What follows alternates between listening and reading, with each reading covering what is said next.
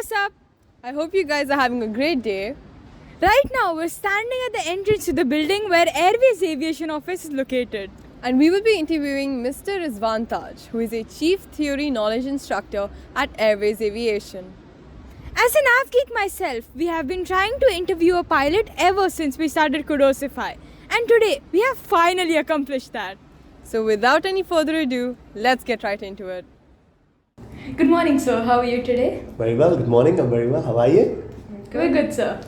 So the first question we have for you is, at what age did you start aspiring to become a pilot and then an aviation instructor? Okay. And is there a particular incident which sparked your interest in the field of aviation? Okay. Well, that's quite a good question. I actually wanted to be a pilot just like every other little kid. When you're 7, 8-year-old, you're just like, oh, fascinating.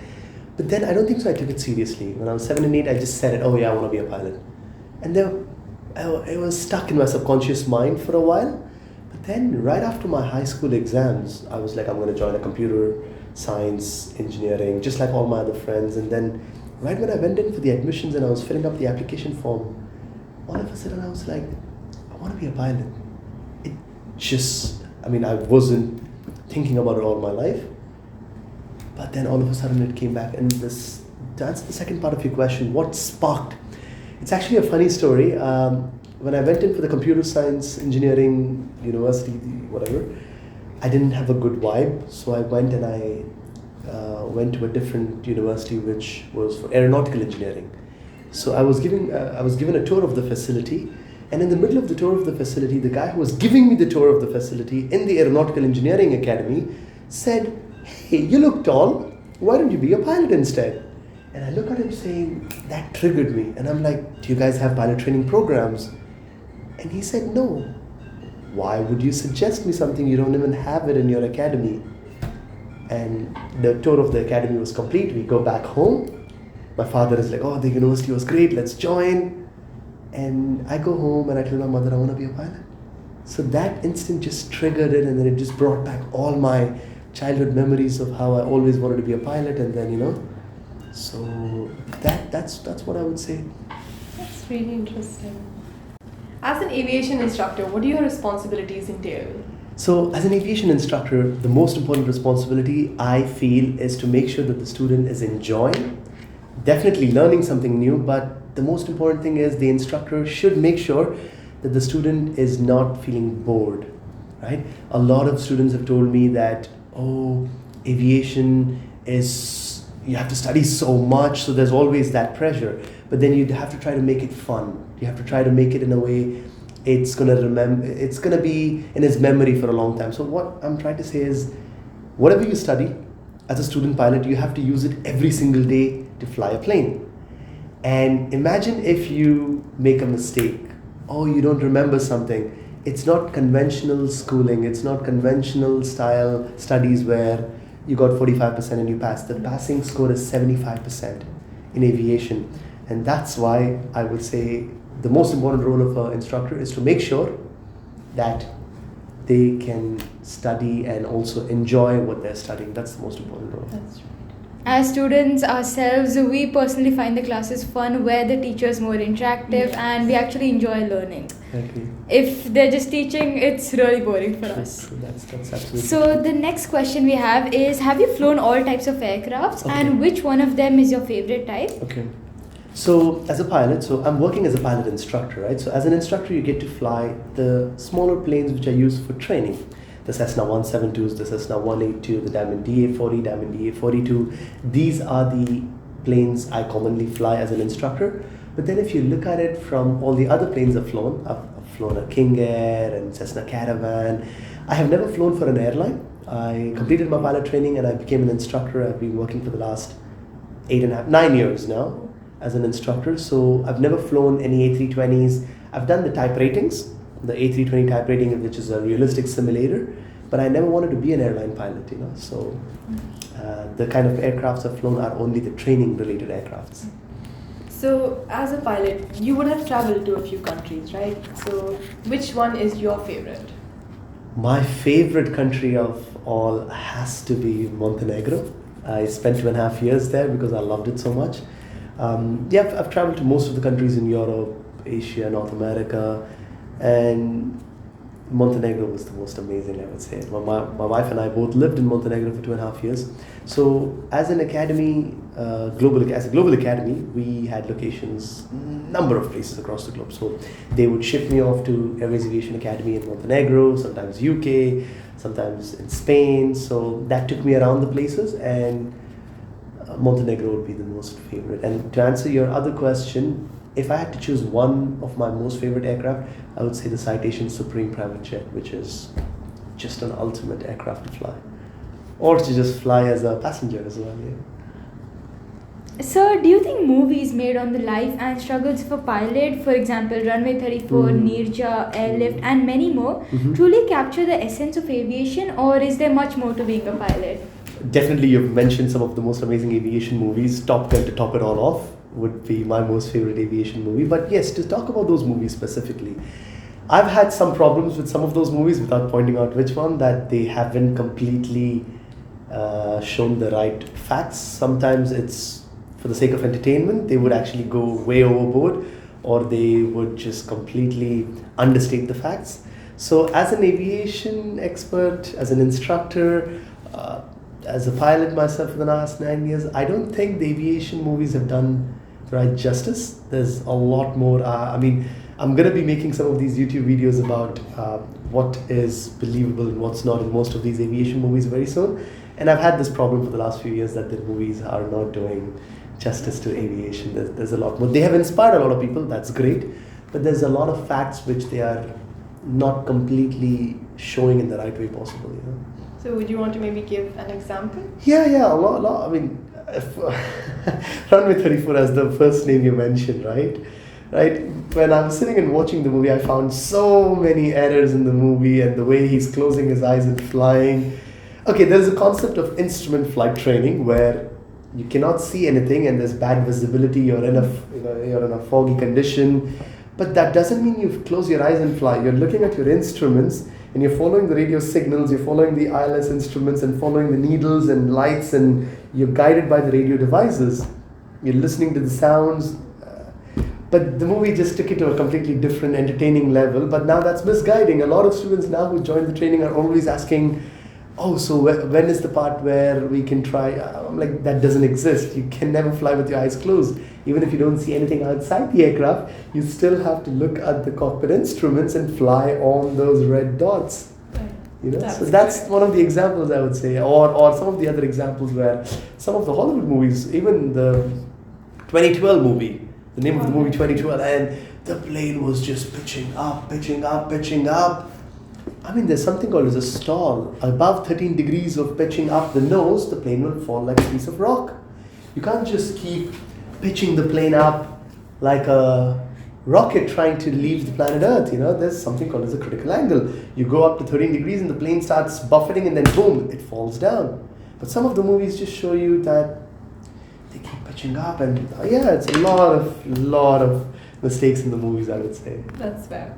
So, has there been any incident where an aircraft started to malfunction, and what did you do in that situation? Sure. So, as a pilot, if you fly long enough, you would definitely have a number of situations, but they're not all dangerous, they're not all deadly, but you will definitely have some situations where you're challenged. The training has already told you that you will have small issues in your plane. You will shut down your plane intentionally and try to restart it.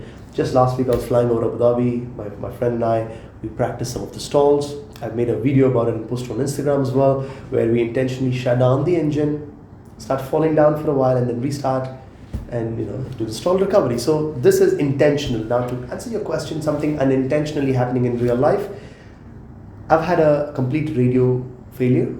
It was at a very critical time of my life because I was not a fully commercialized pilot yet. I was still a student pilot. I think I was just 19. I had just started my pilot training. 6 months into the training, I was still at a very young stage, with very little amount of flying hours. So I was told by my flight instructor to go fly the plane alone. There's a point of your pilot training which is called a solo flight, where your instructor jumps out of the right seat, signs your logbook, and authorizes you to go fly alone. And that is called as a solo flight. And I took off. I had to fly 300 nautical miles down south, land, take off, turn around, come back. When I was taking off, coming back on my second leg, all radios completely shut down. I have no way to calculate or have no way to find out where the right direction is, and I had nothing to do, and I obviously had to declare the emergency. There's a specific squawk code you enter in the transponder. You squawk 7600, and that sends a signal to all the airports around you. Following all the technical procedures, I was able to fly all the way to the airport, flying on the highways. Literally, I was 2,000 feet above the highway, and I knew that this highway runs all the way from north to south, and I was flying 2,000 feet above the highway because I knew how to go to the airport by road, and I didn't have the radio communication to calculate the distances, or I didn't have the radios to tell me which direction to fly. So I literally, that's the part of the procedure, by the way, you literally use landmarks on the road to fly and go back to your point of destination, and that's what I did. And yeah, that was quite an experience, or it was quite a scary experience because I didn't have so much of experience, and I would say that was something where I was quite afraid, and that is always something which I think about.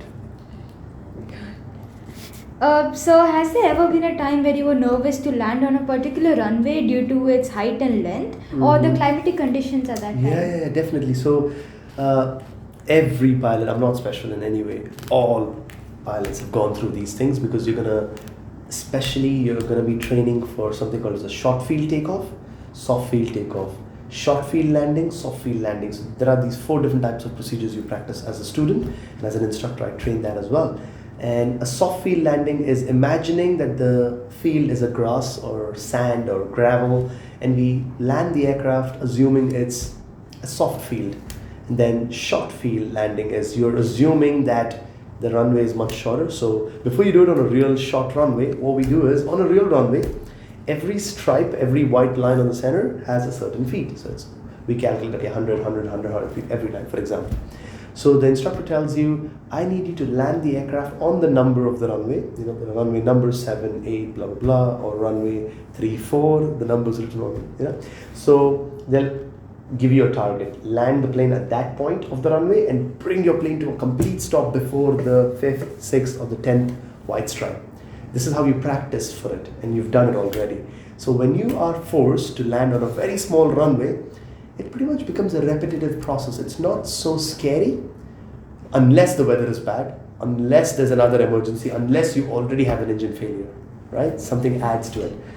Talking about a real life situation, yes, I was landing in a small little island off the coast of Florida, Marathon Island. Beautiful destination to fly to, and I was flying in one of my tiny little Cessna 172 aircrafts, and the runway was really, really small. But for a Cessna 170, that was good enough. But that day, the conditions were so terrible, and we needed a much longer runway. So you can actually use a bigger runway, even though you're a small plane, if the temperature is higher, if the pressure of the day is higher, if the humidity in the air is higher. So all of these weather conditions will affect your performance. So on that day, that was the problem. It was a summer hot afternoon, and we calculated it, and we were very close to the runway requirement. We did it, we made it, but it was so scary. The whole approach, I was sweating, and I remember it wasn't just because it was summer. We were up in the air. It was much colder up in the air, but I was sweating.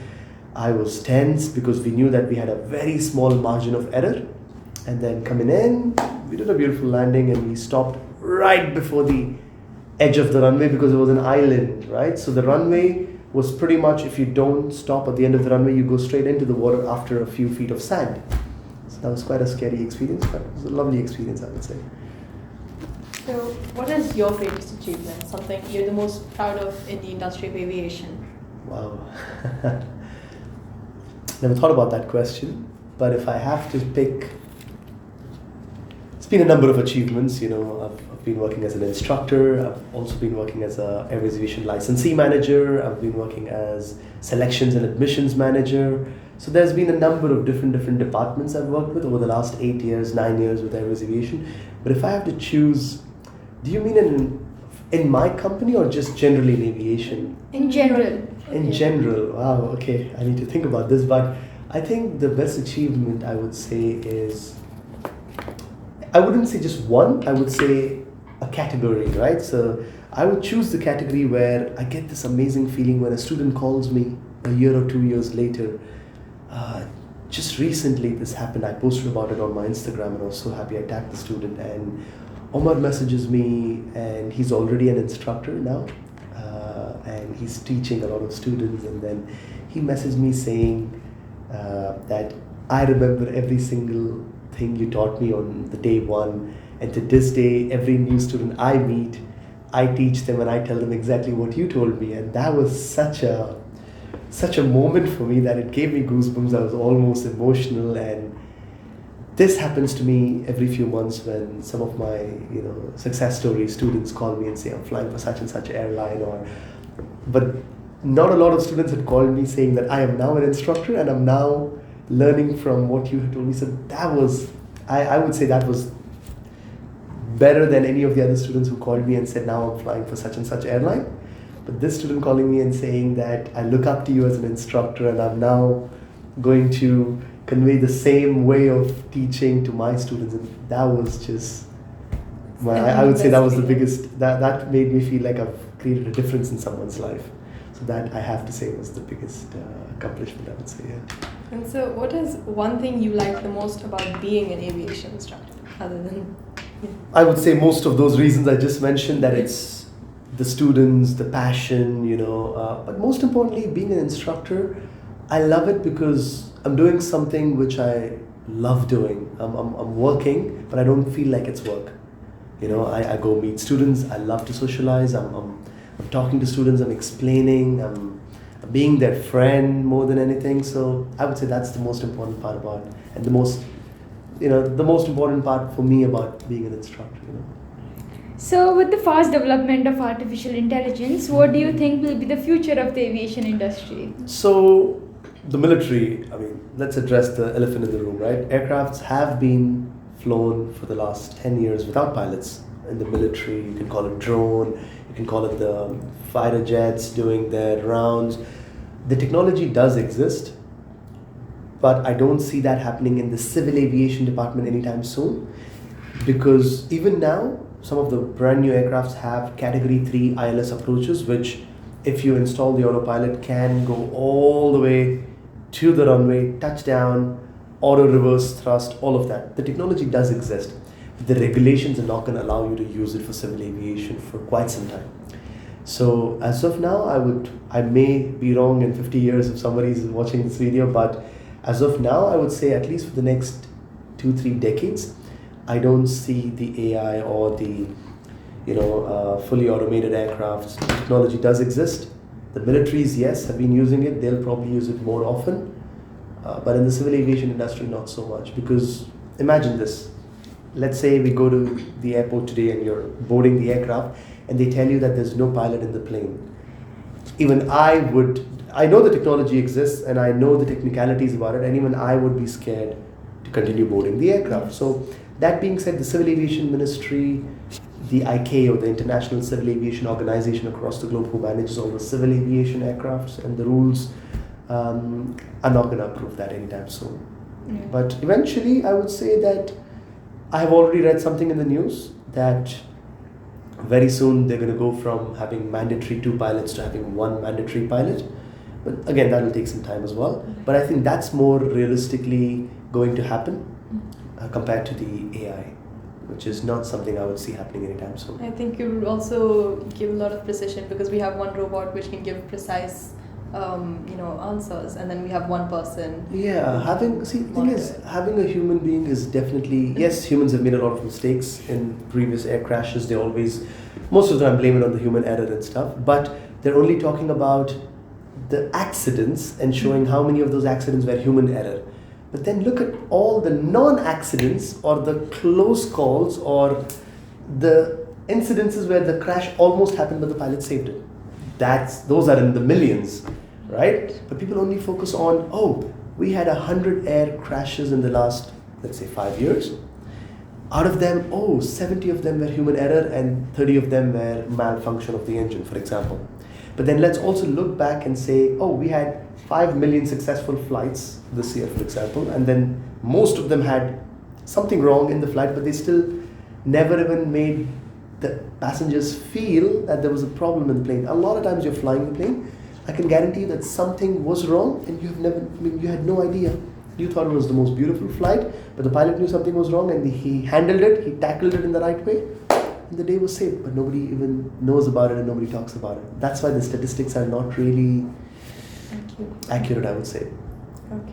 Do you think in the future, maybe after a few decades, the roles of a pilot and aviation instructor could be replaced by robots? And how will that affect the employment opportunities of the youth of the country? See, as of today, the pilot shortage is crazy. The Boeing reports, the Airbus reports, as of today on their website, they'll show you these 350,000 new pilots required by the end of 2025. Right now, we cannot meet those demands. Every flight school combined right now in the world, if they continue producing the same number of pilots they've produced over the last 5 years, are not going to meet the demands of the pilot shortage, the expected pilot shortage by 2025 or 2030. So don't look at it from a point that, if we go from 2 pilot mandatory requirement in airlines to 1, that's cutting down half of the pilots. The aviation industry is expanding like never before. Population has gone from 3 billion to 8 billion in the last 100 years. The aviation industry 20 years ago was completely different compared to today.